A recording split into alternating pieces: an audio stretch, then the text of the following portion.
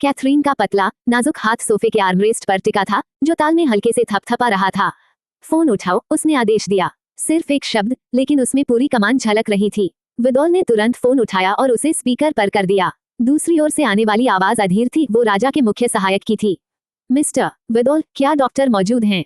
क्या आप कृपया उन्हें फोन पर ला सकते हैं?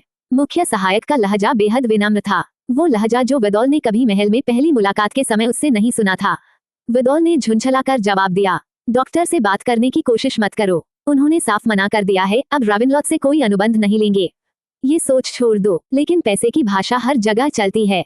मुख्य सहायक ने हार मानने के बजाय प्रस्ताव बढ़ा दिया। मिस्टर विदोल, राजा पहले की पेशकश में $100 मिलियन और जोड़ने को तैयार हैं, शुभ संकेत के तौर पर। विदोल ने कैथरीन की ओर देखा, उसकी राय जानने के लिए। कैथरीन अब भी आर्मरेस्ट पर उंगलियां चला रही थी, दूसरा हाथ ठुड्डी के नीचे रखे हुए सोच में डूबी। समय बीत रहा था और फोन के उस पार बेचैनी बढ़ रही थी। वे इंतजार कर सकते थे, लेकिन राजकुमार नहीं। हर एक सेकंड उसके लिए दर्द का एक नया पल था। आखिरकार मुख्य सहायक ने फिर से बात बढ़ाई, $200 मिलियन, क्या अब ये स्वीकार्य है? कैथरीन को सौदेबाजी पसंद नहीं थी, वो हमेशा सीधे मुद्दे पर आती थी। $1 बिलियन। कैथरीन के ये शब्द सुनकर न सिर्फ मुख्य सहायक बल्कि विदोल भी एक पल के लिए हैरान रह गया। कैथरीन वाकई जानती थी कि अपनी कीमत कैसे तय करनी है। उसने अपनी बात कह दी थी, अब आगे का काम विदोल का था। कैथरीन धीरे धीरे उठी और डाइनिंग टेबल की ओर चली गई। टेबल पर ब्रैंडन ने उसके लिए कुछ फल रखे थे, जो वो अब तक खा नहीं पाई थी। थोड़ी देर बाद विदोल लौटा, चेहरे पर चौड़ी मुस्कान लिए हुए। कैथरीन, सौदा तय हो गया, और इस बार मैंने उन्हें आधी रकम पहले ही जमा करने को कहा है। जब तुम निकलोगी, सब तैयार रहेगा। पहले जब उन्होंने राविनलॉथ पैलेस से संपर्क किया था, तो शाही परिवार ने उन्हें गंभीरता से नहीं लिया था। अब जब उन्हें कैथरीन की जरूरत थी, तो ऊंची कीमत चुकाना स्वाभाविक था। कैथरीन कोई साधारण डॉक्टर नहीं थी, उसे किराए पर नहीं रखा जा सकता था, उसे मनाना पड़ता था। विदोल की बात सुनकर कैथरीन के चेहरे पर कोई बदलाव नहीं आया, जैसे उसे पहले से ही यकीन था कि शाही परिवार मान जाएगा। आखिर प्रिंस लेवी, भावी राजा और क्वीन लीना का चहेता बेटा, उसे बचाने के लिए राविनलॉथ का राजा अपनी आधी दौलत भी दे देता। थोड़ी देर में विदोल के फोन पर बैंक ऑफ नॉस्पाइन्स का संदेश आया। उसने स्क्रीन पर नजर डाली, अंकों की लंबी पंक्ति चमक रही थी। उसकी आंखों में चमक आ गई। काफी तेज काम किया, वो मुस्कुराते हुए कैथरीन को स्क्रीन दिखाते बोला। कैथरीन, पैसा आ गया। कैथरीन पैसे के मामलों में बहुत व्यावहारिक थी, ना कोई दिखावा, ना कोई हिचक। तैयारी करो, मैं कपड़े बदलने जा रही हूँ, उसने कहा और ऊपर चली गई। सीढ़ियों पर उसे ब्रैंडन मिला, जो अभी अभी ऊपर काम के लिए गया था। जब भी कैथरीन आसपास होती, उसकी नजरें अनायास ही उसी पर टिक जाती। कहाँ जा रही हो? शाही महल। हाँ, कैथरीन ने सहजता से कहा। ब्रैंडन की आंखों में हल्की मुस्कान तैर गई। वो बोला, बताओ, उनसे कितना निकलवाया? कैथरीन ने उसे एक तीखी नजर से देखा। इसे निकालना मत कहो, ये दोनों के लिए फायदेमंद सौदा है। राविनलॉथ पैलेस दुनिया के सबसे अमीर स्थानों में से है। $1 बिलियन उनके लिए बस समुद्र की एक बूंद है। ब्रैंडन ने सिर हिलाते हुए हंसी में कहा, सही कहा, इस हिसाब से तो $1 बिलियन थोड़ा कम लगता है। कैथरीन ने उसका हाथ थामा। तुम यहीं रहो और काम करो, मैं महल जा रही हूँ। राविनलॉथ पैलेस की यात्रा उसके लिए बस औपचारिक थी। वो जानती थी ये लाभ का सौदा नहीं था, और ब्रैंडन जैसे व्यक्ति को वो ऐसी जगह बुलाना व्यर्थ समझती थी। ब्रैंडन से बात करने के बाद कैथरीन विदोल के साथ महल की ओर रवाना हुई। महल के द्वार पर उन्होंने हैरी को देखा। उसके हावभाव से लग रहा था कि वो काफी देर से इंतजार कर रहा था। विदोल ने कार हैरी के पास रोकी। जैसे ही खिड़की नीचे गई, हैरी ने कैथरीन को अंदर देखा। हालांकि कैथरीन ने बड़ी टोपी और धूप के चश्मे से अपना चेहरा छिपा रखा था, हैरी को पूरा यकीन था कि वो बेहद खूबसूरत होगी। डॉक्टर, क्या आप महल जा रही हैं? हैरी ने पूछा। कैथरीन ने उसकी ओर मुड़कर ठंडे स्वर में कहा, लगता है तुम्हें मेरी हर हरकत की जानकारी है। हैरी को उसकी बात का व्यंग्य समझ आ गया। वो झट से बोला, डॉक्टर, कृपया गलत मत समझिए, मैं आपकी जासूसी नहीं कर रहा था। मैं सुबह से यहाँ आपका इंतजार कर रहा था, और अब जाकर आपसे मुलाकात हुई है।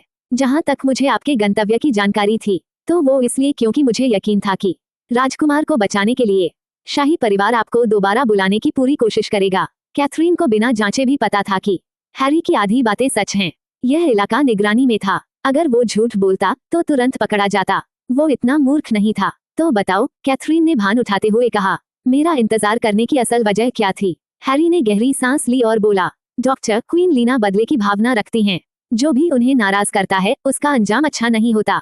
आप सावधान रहिए, खासकर जब आप महल से बाहर निकलें।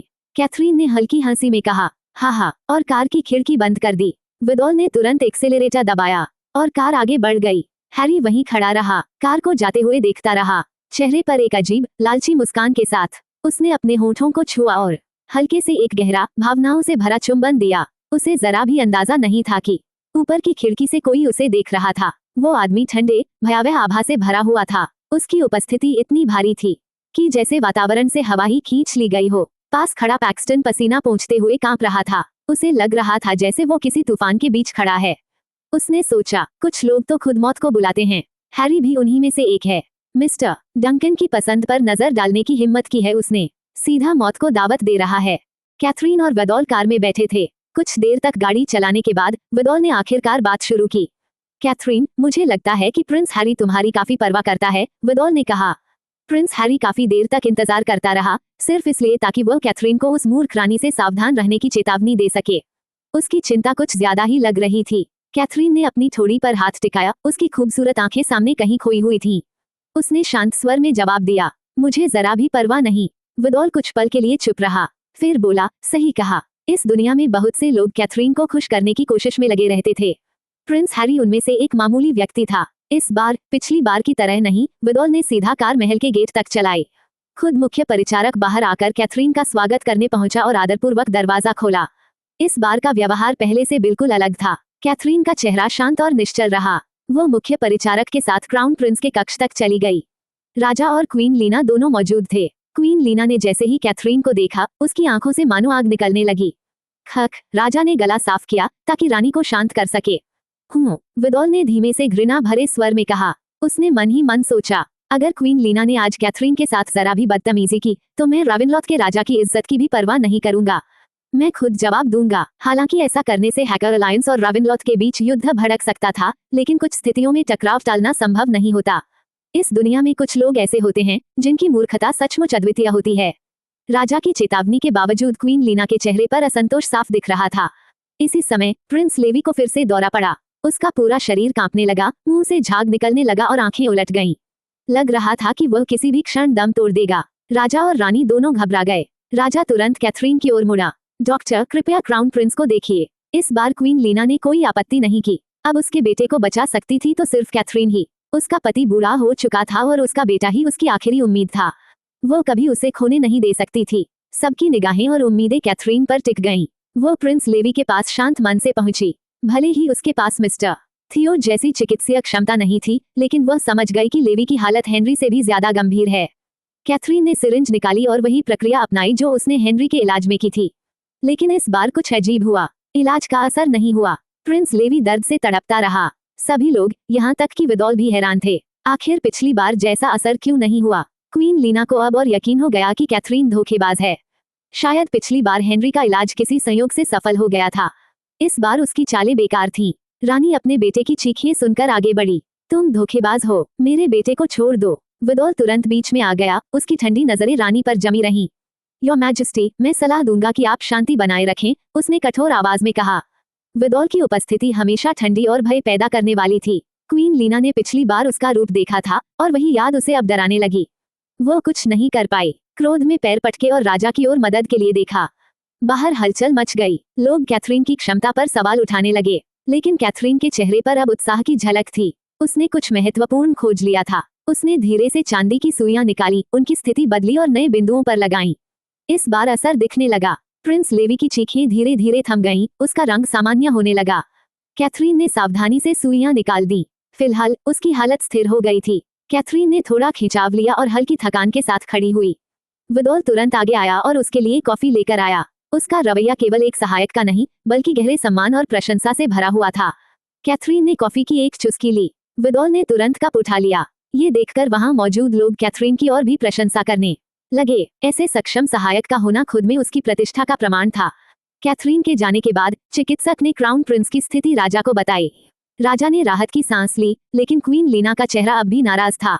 उसके अनुसार कैथरीन का राजपरिवार की सेवा करना अपने आप में सम्मान था। लेकिन कैथरीन ने न केवल शर्तें रखी, बल्कि अभिमान भी दिखाया। ये रानी के लिए असहनीय था। राजा ने ये देखकर सोचा कि अगर वह कैथरीन से सीधे बात कर ले तो शायद रानी की नाराजगी कम हो और किसी आर्थिक नुकसान से भी बचा जा सके। डॉक्टर, राजा ने कहा, आपकी एक्यूपंक्चर तकनीक वाकई अद्भुत है। कृपया बताइए, इस अजीब बीमारी को पूरी तरह ठीक होने में कितना समय लगेगा?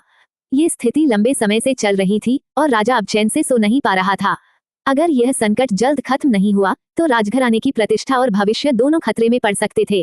राजा के सामने भी कैथरीन ने कोई विशेष औपचारिकता नहीं दिखाई। उसने सीधे पास रखे सोफे पर बैठते हुए कहा, ये कुर्सी तो बहुत सख्त है, जरा भी आरामदायक नहीं। रावेनलॉथ पैलेस में हर चीज सोने से सजी थी, विलासिता की निशानी के रूप में। कैथरीन जिस कुर्सी पर बैठी थी वह भी पूरी तरह सोने की बनी थी। उसकी यह टिप्पणी सुनकर आसपास के लोग हैरान रह गए। राजा के सामने किसी ने पहले कभी महल के फर्नीचर की बुराई नहीं की थी। हालांकि कैथरीन का व्यवहार कुछ लोगों को घमंडी लग सकता था, लेकिन उसके पास ऐसा होने का पूरा हक था। आखिर जिस रहस्यमयी बीमारी ने पूरे शाही परिवार को जकड़ लिया था, वहां अनगिनत विशेषज्ञ और विद्वान असहाय साबित हुए थे, जबकि कैथरीन ने उसे सहजता से नियंत्रित कर लिया था। दूसरे शब्दों में कहें तो अब पूरा शाही परिवार कैथरीन पर निर्भर था, इसलिए उसका आत्मविश्वास बिल्कुल जायज था। बैठक के दौरान कैथरीन ने कुर्सियों की कठोरता की शिकायत की थी। राजा ने तुरंत आदेश दिया कि उसके लिए एक आलीशान चमड़े की कुर्सी लाई जाए। जब कैथरीन ने उसे आजमाया तो वह बेहद आरामदायक लगी। कैथरीन के चेहरे पर संतोष देखकर मुख्य परिचारक ने हिम्मत करके उसके पास आकर पूछा, डॉक्टर, क्या आपको और किसी तैयारी की आवश्यकता है? कैथरीन का मूड अच्छा था, इसलिए उसने शाही परिवार के लिए अतिरिक्त मदद देने का निर्णय लिया। सभी संक्रमित लोगों को यहाँ बुलाओ, मैं उनका उपचार करूंगी। हालांकि कैथरीन ने अभी तक इस अजीब बीमारी के मूल कारण का पता नहीं लगाया था, लेकिन उसके उपचार से शाही परिवार की स्थिति अस्थायी रूप से संभल सकती थी। राजा उसकी इस पहल से बेहद प्रसन्न हुआ और सभी राज चिकित्सकों को तैयार रहने का आदेश दिया। साथ ही उसने कैथरीन की सेवा के लिए 10 नौकरों को नियुक्त किया। मुख्य परिचारक भी वहीं रुका रहा, पूरी तत्परता से सेवा के लिए तैयार। वो विनम्र होकर बोला, डॉक्टर, अगर आपको किसी चीज की जरूरत हो तो कृपया बताएं। कैथरीन ने हल्के से अपना हाथ पेट पर रखा। मुख्य परिचारक, जो लोगों के संकेत समझने में माहिर था, तुरंत समझ गया। डॉक्टर, कृपया बताएं कि आप क्या खाना चाहेंगी। हमारे रसोइये कोई भी व्यंजन तैयार कर सकते हैं। दोपहर में ब्रांडन द्वारा तैयार खाना थोड़ा फीका था और अब कैथरीन को भूख लग रही थी। उसने सहज स्वर में कहा, बारबेक्यू कैसा रहेगा? मुख्य परिचारक को उम्मीद थी कि कैथरीन कुछ बहुत विलासितापूर्ण मांगेगी, लेकिन उसकी साधारण मांग सुनकर वह हैरान रह गया। हालांकि यह रावेनलॉथ था, पर हाल के वर्षों में क्रिटी संस्कृति ने यहाँ गहरा प्रभाव डाला था। दुनिया भर में क्रिटी के लोग फैले हुए थे और उनके साथ उनकी भोजन परंपराएं भी लोकप्रिय हो चुकी थीं। बारबेक्यू, यह आसान और स्वादिष्ट व्यंजन, वैश्विक रूप से प्रसिद्ध हो चुका था और रावेनलॉथ में भी क्रिटियन बारबेक्यू रेस्तरां खूब थे। मुख्य परिचारक ने प्रसन्न होकर कहा, जरूर, मैं तुरंत व्यवस्था करवाता हूँ। ये दृश्य देखकर क्वीन लीना का क्रोध आसमान छूने लगा। कैथरीन का यह अहंकार अब असहनीय हो गया था और सबसे बुरा ये था कि वह चाहकर भी उसे दंडित नहीं कर सकती थी। राजा पहले ही कैथरीन की रहस्यमयी और शक्तिशाली पृष्ठभूमि का जिक्र कर चुका था। वो उसके खिलाफ कुछ भी नहीं कर सकती थी और सबसे महत्वपूर्ण, कैथरीन ही अब शाही परिवार की एकमात्र आशा थी। अगर हम इसे हटा दें तो हमारे परिवार को बचाएगा कौन? उसने सोचा। क्वीन लीना ने झुंझलाहट से नजरें फेर ली और कमरे से बाहर चली गई, मानो उसने कुछ देखा ही न हो। जब आसपास लोग कम हो गए तो विदोल कैथरीन के पास आया। उसने धीमी आवाज में क्रिटियन भाषा में कहा, कैथरीन, हम खुद ही इनका गंदा काम क्यों निपटा रहे हैं? शाही परिवार का रवैया बेहद अपमानजनक था, खासकर क्वीन लीना का। वो कौन होती है कैथरीन से इस तरह बात करने वाली?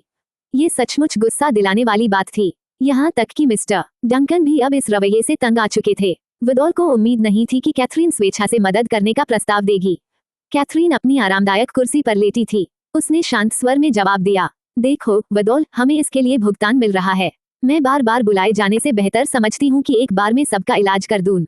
कभी किसी को इंजेक्शन लगाना, कभी किसी की सर्जरी करना, इन सब चक्करों से छुटकारा मिल जाएगा। हेनरी और प्रिंस लेवी दोनों बीमार हो चुके थे और कैथरीन को यकीन था कि अगला शिकार भी जल्द ही सामने आएगा। ये लोग अपनी जान बचाने के लिए फिर उसे महल बुलाएंगे, इसलिए उसने तय किया कि इस परेशानी को एक बार में ही खत्म कर दिया जाए। विदोल को उसकी बात में तर्क दिखा। वास्तव में बार बार आने जाने से बेहतर था कि वो एकमुश्त समाधान दे दे। उसने आसपास नजर दौड़ाई। जब कोई नहीं था तो उसने धीरे से पूछा, कैथरीन, आखिर इन शाही लोगों को क्या हुआ है? क्या ये किसी पुरानी रानी का श्राप है? हम्फ। कैथरीन ने नाक से सांस खींची, चेहरे पर घृणा झलक रही थी। जिसे लोग श्राप कहते हैं वो दरअसल उनके अपराधबोध की उपज होती है। अगर उन्होंने गलत काम न किया हो तो उन्हें श्राप से डरने की जरूरत ही क्या? वह बोली, बकवास है ये सब, ये तो साफ जहर देने का मामला है। जहर? विदोल ने हैरानी से पूछा। उसकी आंखें फैल गईं, उसे विश्वास नहीं हो रहा था। रावेनलॉथ छोटा देश था लेकिन बहुत समृद्ध भी। राजघराना देश की 90% अर्थव्यवस्था पर नियंत्रण रखता था। इतनी शक्ति और धन के बीच जहर जैसी चीज की कल्पना करना मुश्किल था, और वह भी इतने सारे पीड़ितों के साथ। विदोल, मुझे अब पूरा यकीन है, कैथरीन ने कहा। प्रिंस लेवी की हालत देखकर साफ है कि यह जहर है और किसी ने इसे बदला भी है। क्योंकि हेनरी के इलाज के बाद उन्होंने जहर की संरचना में बदलाव किया है। प्राकृतिक वायरस इतने कम समय में इस तरह नहीं बदलते, इसलिए एक ही तर्क बचता है, ये किसी इंसान का काम है। कैथरीन को चिकित्सा विज्ञान से इसलिए चिढ़ थी क्योंकि उसे लगातार मरीजों से निपटना उबाऊ लगता था। वह मिस्टर थियो के साथ कुछ समय बिता चुकी थी और देख चुकी थी कि बीमार लोग कैसे बार बार विनती करते हैं। उसे ये सब बेहद थकाऊ लगता था। भले ही उसने चिकित्सा नहीं सीखी थी, पर उसे जहर और विषक्रम की गहरी समझ थी। जहर देने वालों की बदकिस्मती थी कि इस बार उनका सामना कैथरीन से हुआ था। जब कैथरीन पहली बार पहुंची थी तब लगभग 30 लोग संक्रमित थे। अब ये संख्या बढ़कर 60 से ज्यादा हो चुकी थी। जैसे ही खबर फैली कि राजा एक डॉक्टर लेकर आए हैं, सभी बीमार शाही सदस्य महल की ओर भागे। कुछ लोग जिन्होंने क्वीन लीना और कैथरीन के टकराव के बारे में सुना था थोड़े सावधान रहे, लेकिन कुछ अहंकारी लोग फिर भी कैथरीन के सामने अकड़ दिखाने लगे। आखिरकार कैथरीन ने उन्हें बाहर निकलवा दिया और जो गड़बड़ी करने की कोशिश कर रहे थे उन्हें मुख्य परिचारक ने तुरंत रोक दिया। वह ऐसी शख्सियत हैं जिनसे राजा भी उलझने की हिम्मत नहीं करता। मैं सलाह दूंगा, 2 बार सोचो, मुख्य परिचारक ने चेताया। उसकी बात सुनते ही सब शांत हो गए। इसके बाद कैथरीन ने एक एक करके सबका उपचार शुरू किया। 2 मरीजों का इलाज करने के बाद उसने वदौल को अपने पास बुलाया। वह उसके करीब झुकी और धीमे स्वर में एक गुप्त आदेश दिया। वदौल ने ध्यान से सुना। हालांकि वह पूरी तरह नहीं समझ पाया कि कैथरीन ऐसा क्यों चाहती है, पर उसे यकीन था इसके पीछे कोई कारण जरूर है। बिना देर किए उसने कहा, कैथरीन, मैं जल्दी लौटता हूँ। महल लोगों की आवाजों से गूंज रहा था, लेकिन सभा कक्ष के भीतर केवल बारबेक्यू की सिजलिंग की आवाज सुनाई दे रही थी। जो शाही राजकुमार और राजकुमारियां आमतौर पर केवल बेहतरीन व्यंजनों के शौकीन थे, वे अब ध्यान से देख रहे थे कि कैसे कैथरीन उनके सामने आराम से बैठी बारबेक्यू का आनंद ले रही थी। उसकी प्लेट से उठती खुशबू किसी का भी मुंह पानी से भर दे। कैथरीन राजा द्वारा विशेष रूप से तैयार की गई मुलायम कुर्सी पर टिककर बैठी थी। एक हाथ में कांटा पकड़े हुए वह बारबेक्यू खा रही थी और दूसरे हाथ से पास बैठे रोगियों को इंजेक्शन लगा रही थी। कई बार तो बिना देखे ही वह सटीक एक्यूपंक्चर पॉइंट पर सुई लगा देती थी। कैथरीन के आत्मविश्वास भरे रवैये के बावजूद कोई भी उसकी आलोचना करने की हिम्मत नहीं कर रहा था। आखिरकार उसने क्वीन लीना तक को डांट दिया था, फिर और कौन उसे चुनौती देने की जुर्रत करता। जिन राजकुमारों ने उसका एक्यूपंक्चर उपचार लिया वे तुरंत तरोताजा और ऊर्जावान दिखने लगे। ये कहना मुश्किल था कि यह कैथरीन की अद्भुत चिकित्सकीय क्षमता थी या फिर केवल उनका मनोवैज्ञानिक भ्रम। इन राजकुमारों ने कैथरीन की चमत्कारी चिकित्सा की चर्चा पूरे महल में फैला दी। कहा जाने लगा कि वह अजीब बीमारियों को भी पल भर में ठीक कर देती है। और देखते ही देखते ये खबर पूरे महल में फैल गई। सभा कक्ष के बाहर एक नौकर एडम्स राजकुमारों के लाल चेहरे देख रहा था, जो उपचार के बाद हंसते हुए बाहर निकल रहे थे। उसने भौहें सिकोड़ ली। एडम्स एक मामूली और अनदेखा सा सेवक था, जो लंबे समय से सब कुछ चुपचाप देख रहा था। हर राजकुमार को मुस्कुराते हुए बाहर आते देख उसे शक हुआ कि क्या राजा द्वारा लाया गया ये डॉक्टर वाकई इतना माहिर है। फिर भी जब उसने देखा कि सभी के चेहरे एक जैसे प्रसन्न हैं, तो उसका संदेह थोड़ा कम हुआ।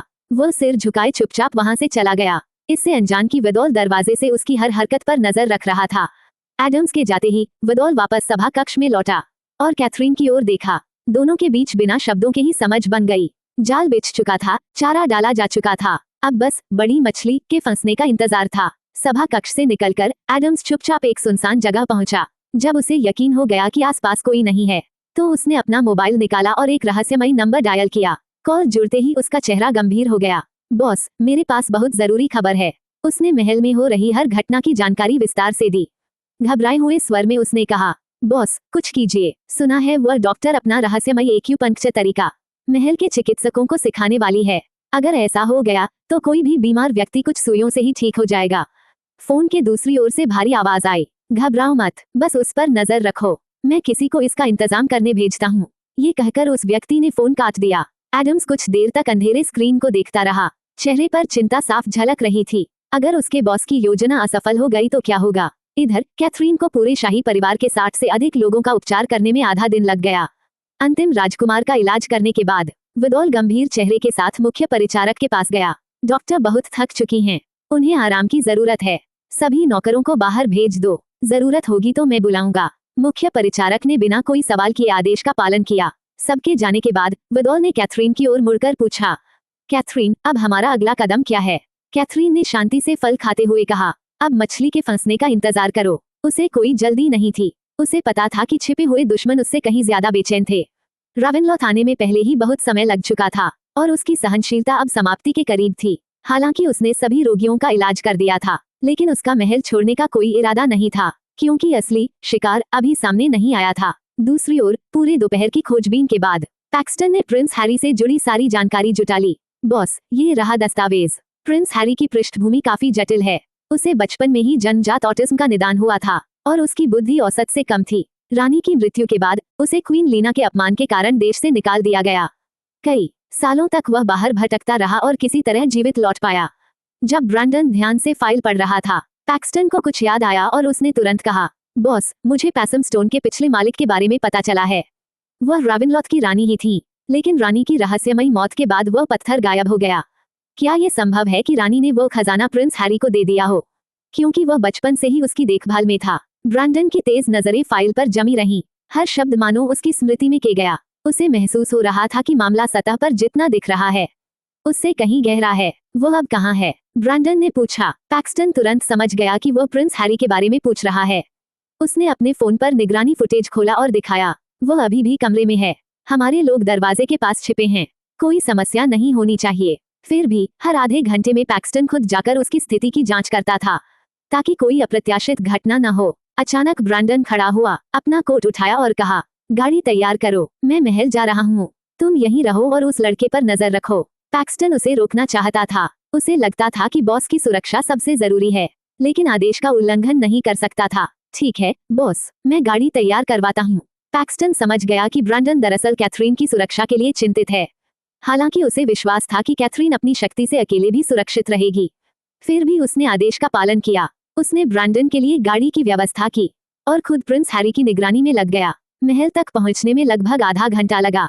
जब तक ब्रैंडन पहुंचा तब तक रात हो चुकी थी। महल के द्वारपाल ने ब्रैंडन को पहचान लिया। उसे पता था कि वो कैथरीन का सहायक है, इसलिए उसे सीधे अंदर जाने दिया। सर, डॉक्टर भोजन कर रही हैं, मैं आपको उनके पास ले चलता हूँ। द्वारपाल के मार्गदर्शन में ब्रैंडन उस कक्ष तक पहुंचा जहां कैथरीन अस्थायी रूप से ठहरी हुई थी। वो वहां राजा के मानकों के अनुरूप भव्य भोजन कर रही थी।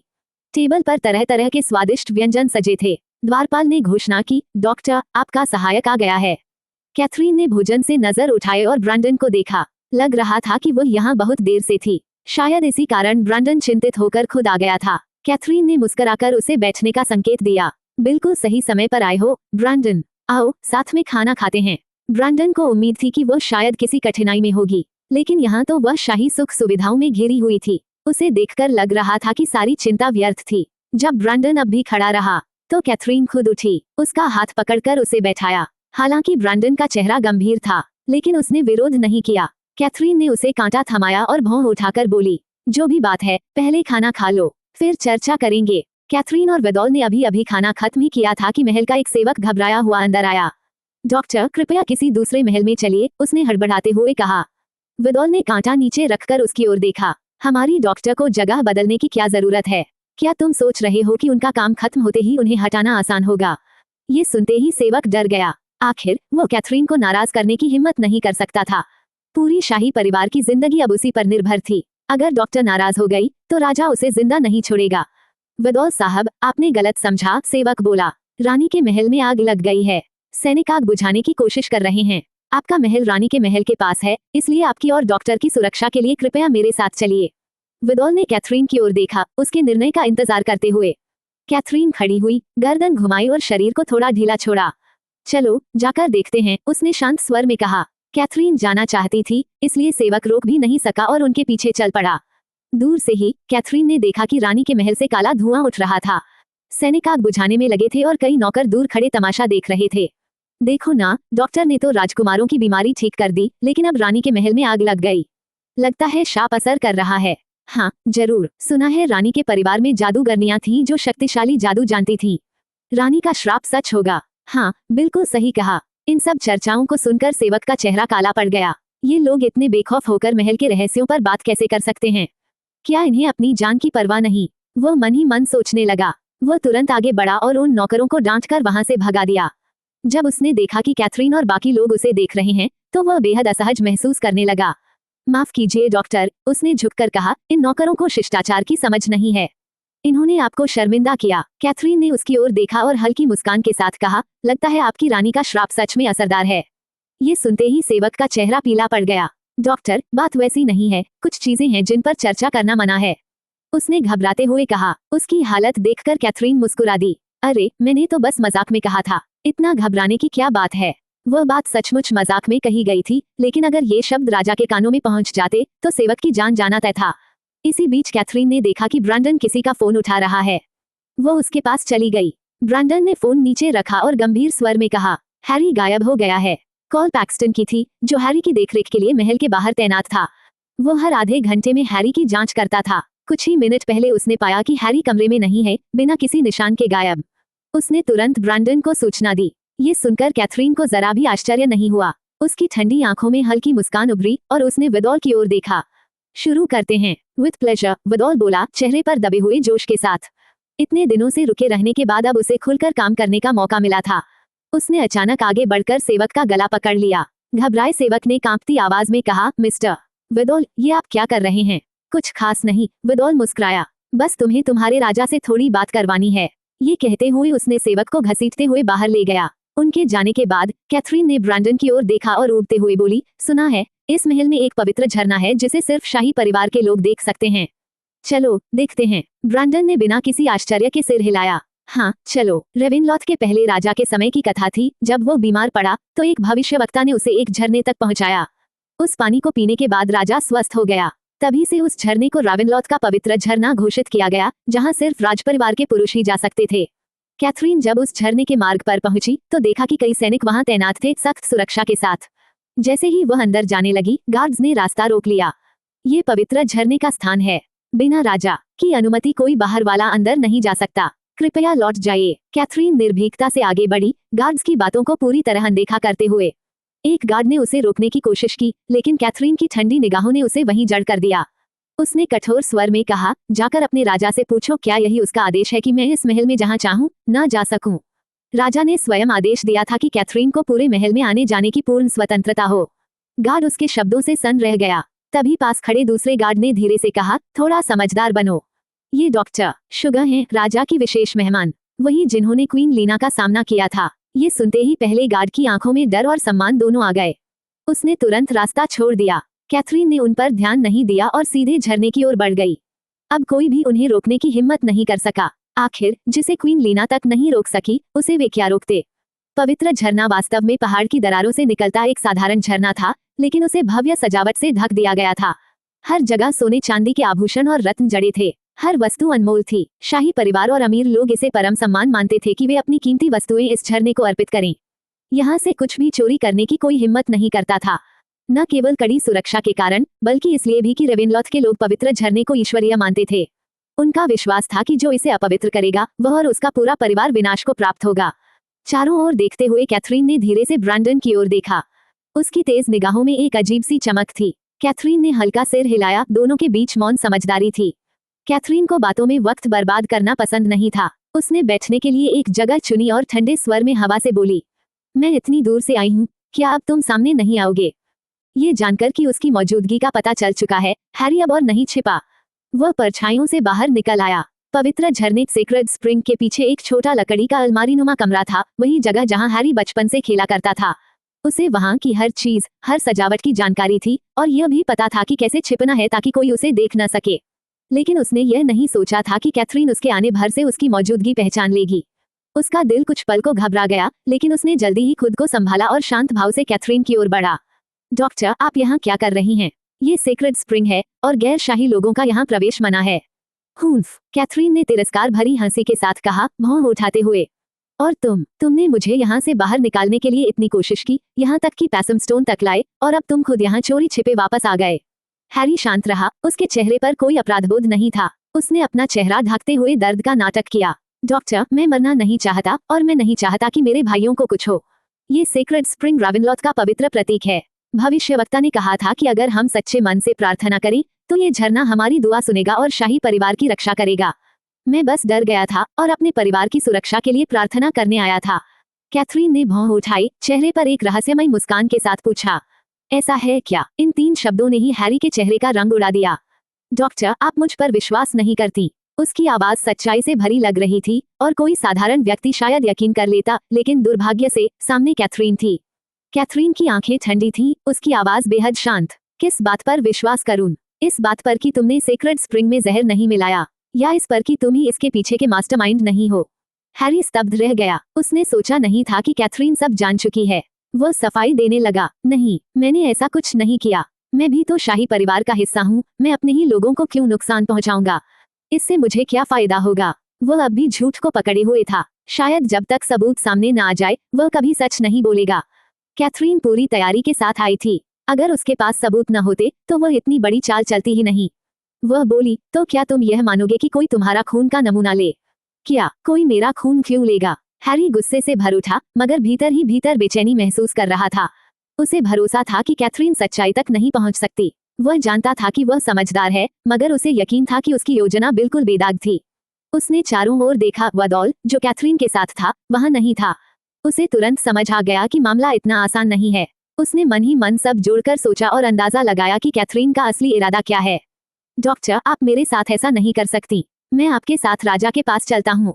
वहां जाकर मैं खुद सबके सामने सच बता दूंगा। मुझे पूरा भरोसा है कि राजा मेरी निर्दोषता पर विश्वास करेंगे। ब्रैंडन ने हैरी की ओर देखा। उसकी आंखों में हल्की सी मुस्कान थी, जैसे वो उसकी मूर्खता पर हंस रहा हो। कैथरीन ने सब समझ लिया। उसने अपने फोन पर वेदौल को संदेश भेजा और फिर हैरी की ओर देखते हुए कहा, जैसा तुम चाहो। कुछ ही क्षणों में वेदौल, राजा, क्वीन लीना और कई राजकुमार वहां पहुंच गए। सब सेक्रेड स्प्रिंग के पास खड़े थे। राजा को देखकर हैरी ने तुरंत घुटनों के बल झुककर कहा, पिताजी, कृपया मुझ पर विश्वास कीजिए। मैंने किसी को जहर नहीं दिया। राजा का चेहरा कठोर था। वो इस सच्चाई को स्वीकार नहीं कर पा रहा था कि किसी ने शाही परिवार को जहर दिया है, और वो भी इतना सामान्य दिखने वाला उसका बेटा। राजा को भरोसा नहीं था कि हैरी ऐसा कर सकता है। उसने कुछ सोचकर कैथरीन की ओर देखा और पूछा, डॉक्टर, क्या जांच में कोई गलती हो सकती है? कैथरीन कुछ कहती, उससे पहले क्वीन लीना बोल पड़ी, बिल्कुल, उसमें इतना साहस ही कहाँ कि ऐसा कुछ कर सके। डॉक्टर, क्या आप बिना सबूत के किसी को भी दोषी ठहराने लगी हैं? प्रिंस हैरी तो बुद्धि से भी कमजोर है। पहले आपको हमारे शाही परिवार की स्थिति का पता करना चाहिए। उसके शब्दों में सीधा आरोप था कि कैथरीन ने गलत व्यक्ति को फंसा दिया है। ये बात सुनकर वहां मौजूद सभी के मन में संदेह पैदा हो गया। प्रिंस हैरी तो हमेशा से ही शांत और कमजोर माना जाता था। वो कभी भी सिंहासन के लिए योग्य नहीं था, तो फिर उसे ऐसी साजिश करने की क्या जरूरत थी? हैरी ने सबको अपनी बातों पर चर्चा करते देखा और उसके दिल में एक हल्की सी खुशी जगी। उसे पता था कि कोई भी कैथरीन की बात पर यकीन नहीं करेगा। जो उसे जानता था वह मान ही नहीं सकता था कि वह जहर दे सकता है। और जब सब कैथरीन पर सवाल उठा रहे थे तो उसने खुद उसकी ओर से बोलना शुरू किया, पिताजी, गलती डॉक्टर की नहीं है।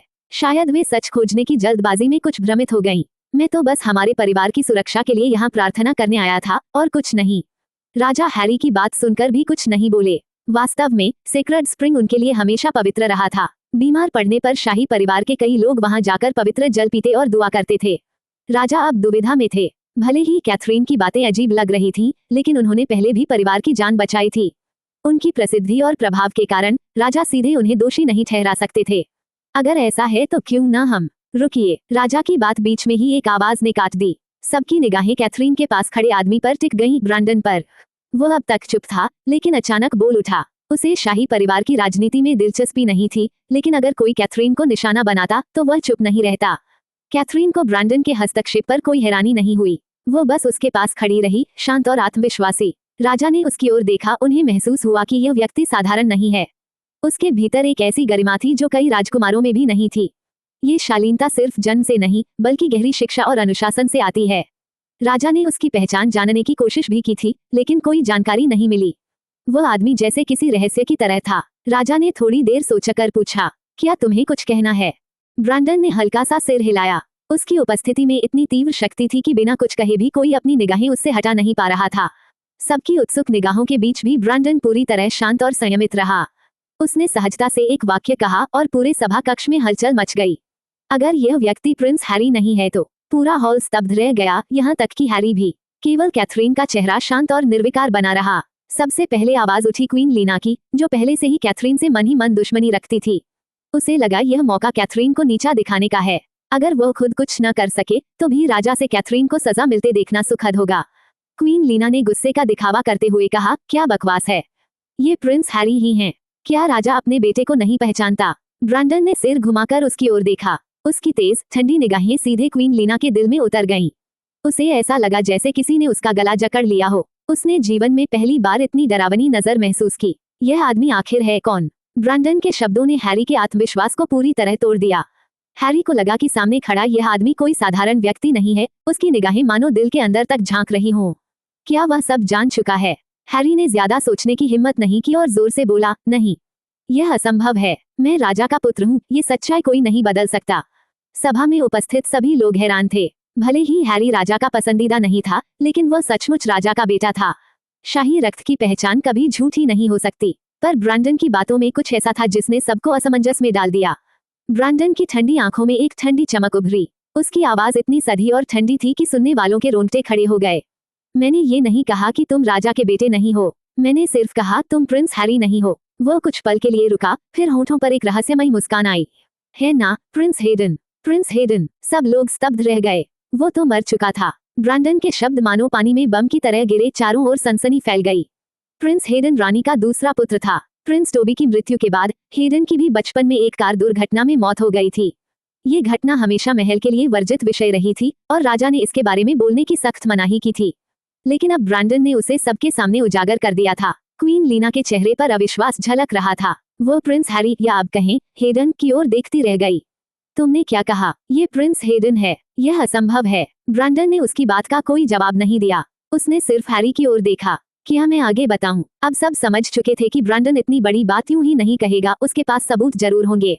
हैरी का चेहरा एकदम सख्त हो गया। उसने दबी आवाज में पूछा, तुम्हें कैसे पता चला? वो इतने सालों से अपनी असली पहचान छिपाकर जी रहा था, सारे निशान मिटा दिए थे। फिर भी ब्रैंडन ने ये कैसे जान लिया? ब्रैंडन ने ठंडे स्वर में कहा, तुमने अपना चेहरा तो बदल लिया, लेकिन अपने उस देश में बिताए जीवन के निशान क्यों नहीं मिटाए? ये सुनकर हेडन यानी अब तक का हैरी एकदम समझ गया कि गलती कहाँ हुई थी। उसने अपनी नई पहचान से जुड़े सभी सबूत मिटा दिए थे, लेकिन अपने पुराने देश में बिताए उस 1 महीने की जानकारी मिटाना भूल गया था। और अगर कोई दृढ़ता से जांच करे तो उसी धागे से सारा सच सामने आ सकता था। आखिर इस दुनिया में कोई रहस्य सदा के लिए छिपा नहीं रह सकता।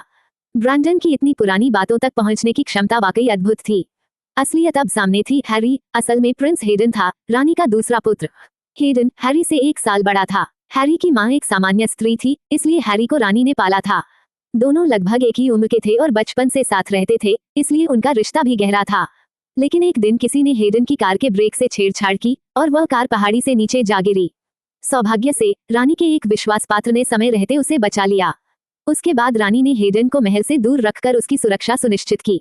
कई साल बाद जब हैरी ने क्वीन लीना को नाराज किया तो उसे महल से निकाल दिया गया और सड़कों पर उसकी मृत्यु हो गई। मौका देखकर हेडन ने अपना चेहरा बदलवाया और हैरी की पहचान अपना ली, ताकि वो सही समय आने पर बदला ले सके। क्योंकि वह हैरी के साथ बड़ा हुआ था, उसे उसकी आदतें और व्यवहार पूरी तरह याद थे, कोई भी शक नहीं कर सका। अब सब समझ गए कि सारे झगड़ों की जड़ वास्तव में हेडन था। राजा ने भारी मन से उसकी ओर देखा और पूछा, मेरे बच्चे, तुमने ऐसा क्यों किया? तुम भी तो राजकुमार हो, अपने ही भाई को नुकसान क्यों पहुंचाया? क्वीन लीना ने तुरंत बात बीच में काटी और मुस्कुराते हुए कहा, क्यों? क्योंकि उसे क्राउन प्रिंस बनने की जलन थी। ये सुनकर हेडन का गुस्सा फूट पड़ा। वो गरजते हुए बोला, चुप रहो। क्या तुम सोचती हो कि मुझे उस मूर्ख से जलन है? मैं रानी का बेटा हूँ। जब तक मैं जिंदा हूँ, तुम्हारे बेटे को कभी क्राउन प्रिंस नहीं बनाया जाएगा।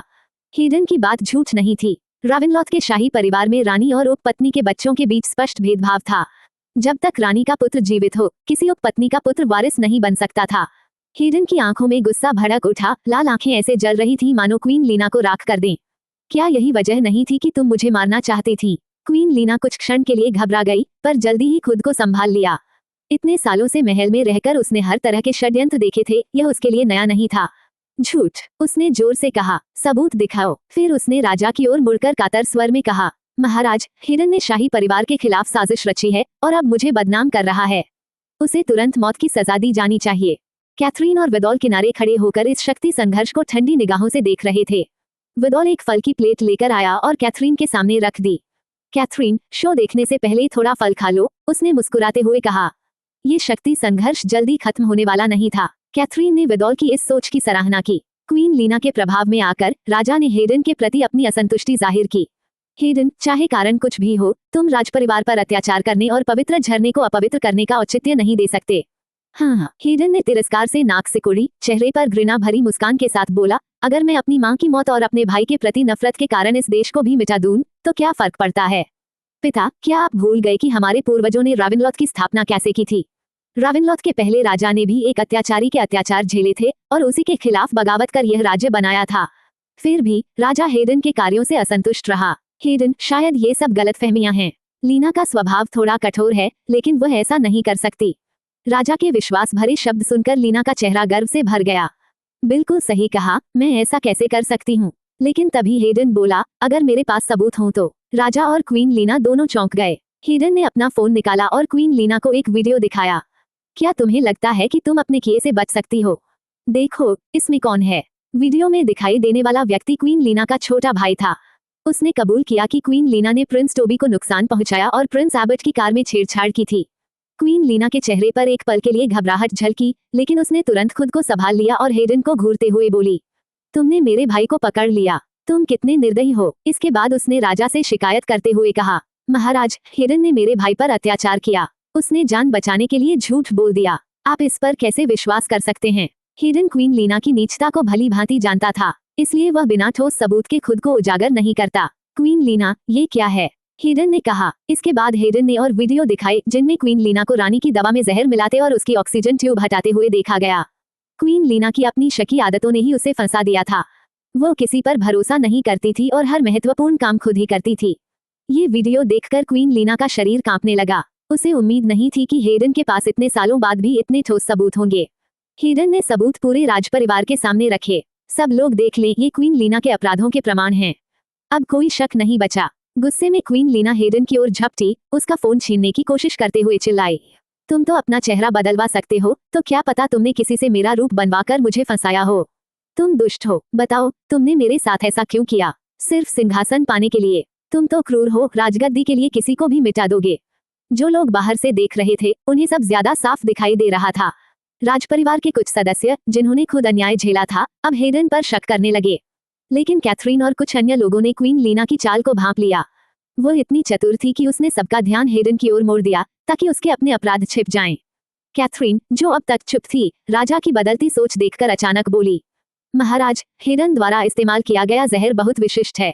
ये जैसे राजपरिवार के जीन के अनुसार बनाया गया हो। मैं फिलहाल इसके असर को रोक सकती हूँ, लेकिन इसे पूरी तरह ठीक करने के लिए हेडन की मदद जरूरी है। आखिर वही इसका निर्माता है। कैथरीन की इस बात ने पूरा माहौल पलट दिया। राजपरिवार के सदस्य, जो पहले हेडन पर भड़क रहे थे, अब चिंतित हो उठे। कैथरीन रावेनलॉथ की नागरिक नहीं थी, इसलिए कोई नहीं चाहता था कि बीमारी का इलाज उसके बिना अधूरा रहे। अचानक सभी राजपरिवार के सदस्य राजा से आग्रह करने लगे कि वे इस समस्या का समाधान करें।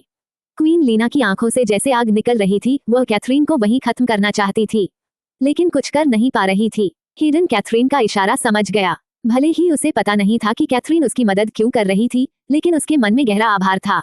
वह राजा की ओर देखकर बोला, महाराज, ये तथ्य है कि लीना ने रानी की हत्या की साजिश रची।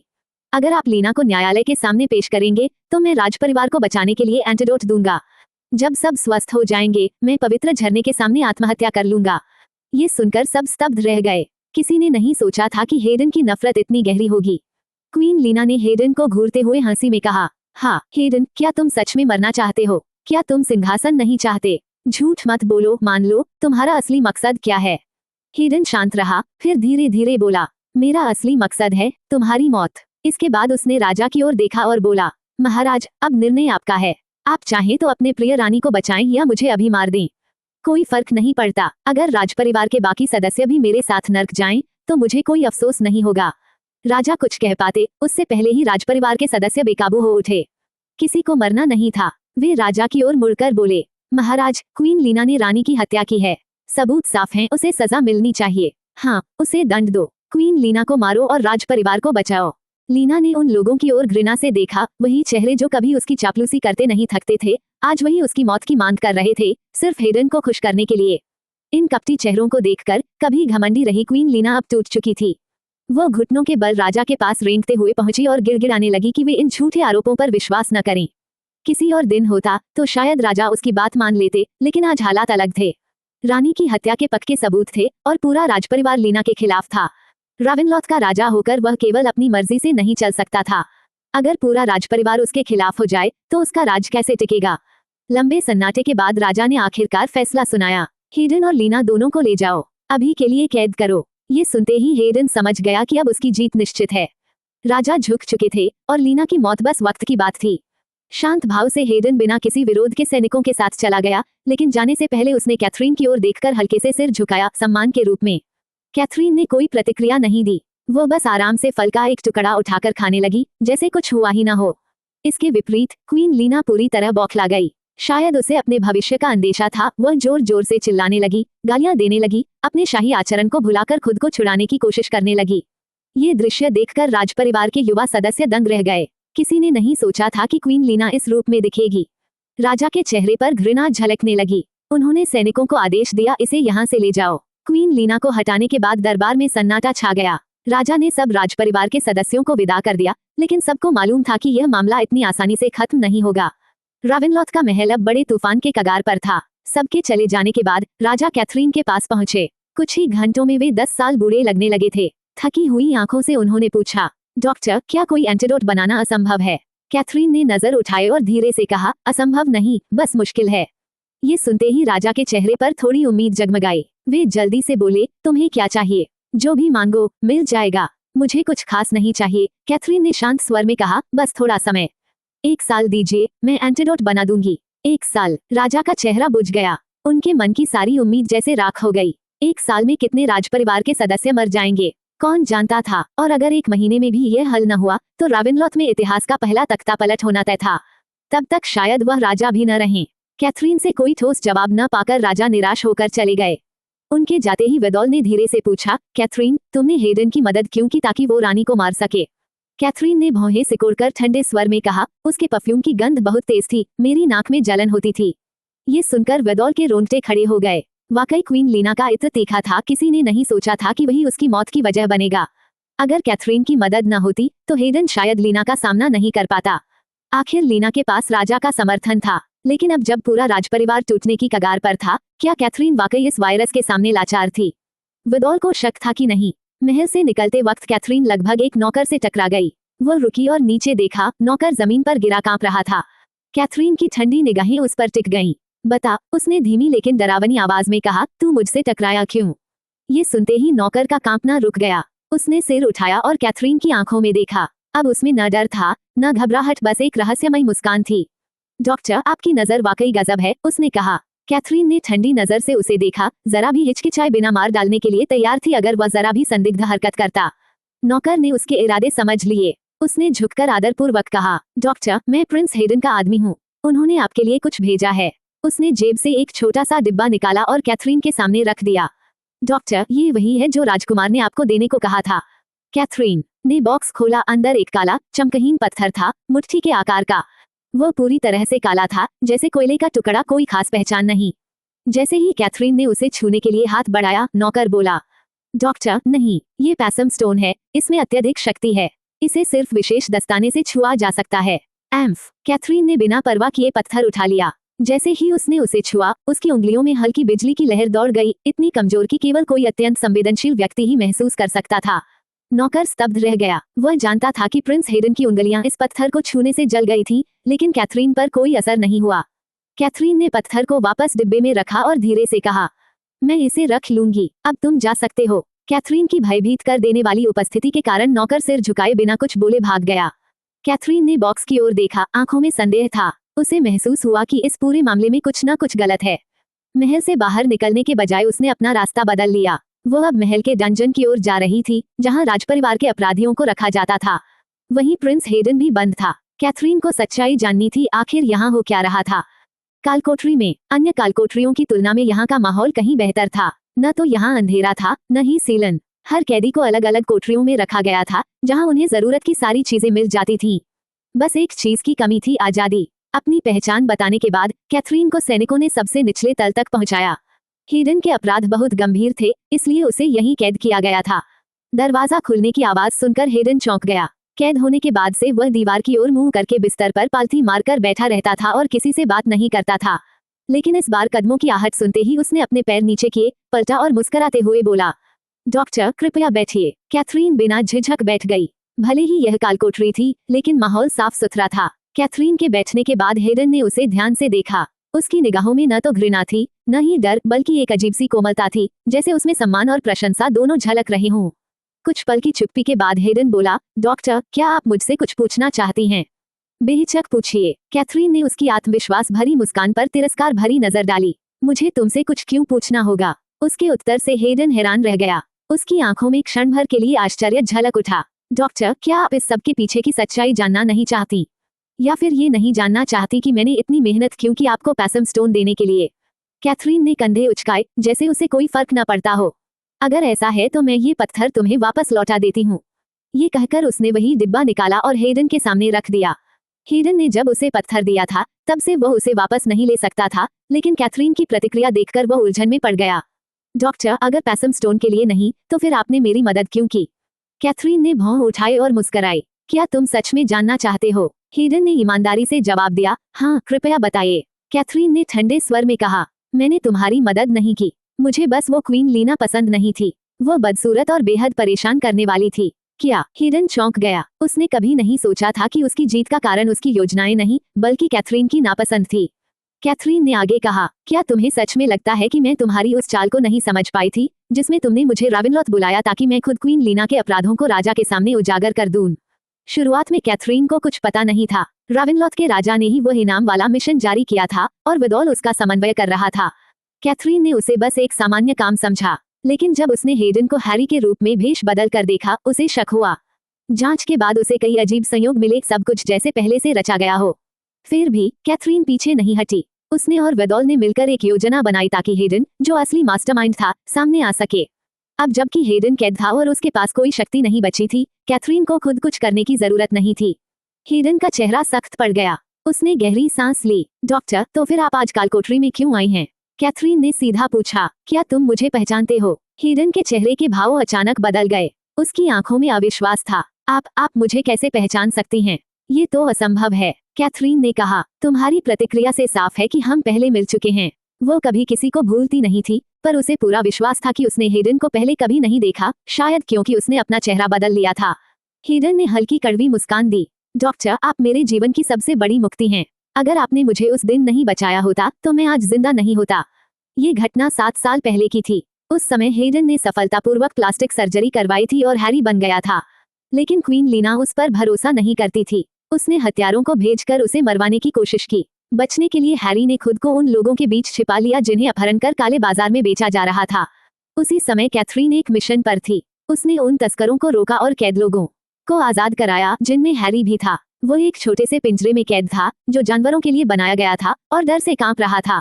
जब कैथरीन वहां पहुंची तो सभी उसे सम्मानपूर्वक डॉक्टर शुगर कह रहे थे। उसने आदेश दिया कि सभी कैदियों को रिहा किया जाए और किसी ने विरोध करने की हिम्मत नहीं की। उस पल में हैरी के लिए कैथरीन किसी देवदूत से कम नहीं थी।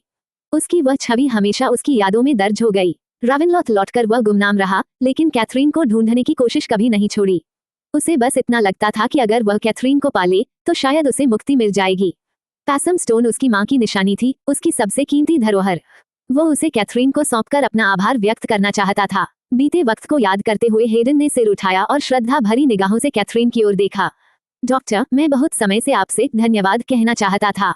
आपका उस दिन का उपकार मैं कभी नहीं भूलूंगा।